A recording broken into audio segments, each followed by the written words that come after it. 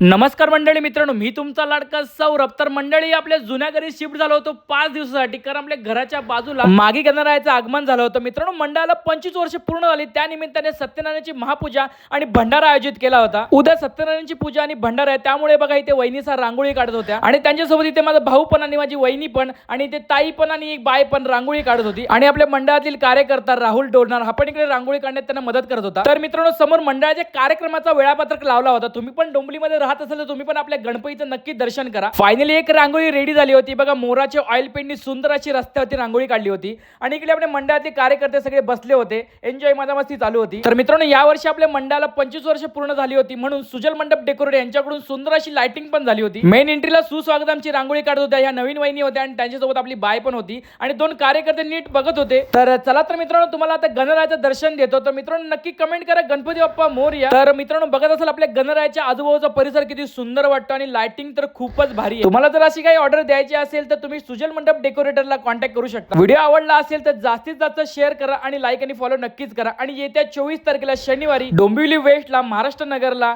गणेश भंडाऱ्याचा नक्कीच आस्वाद घ्या. महाप्रसादाचा नक्कीच लाभ घ्या. बाय.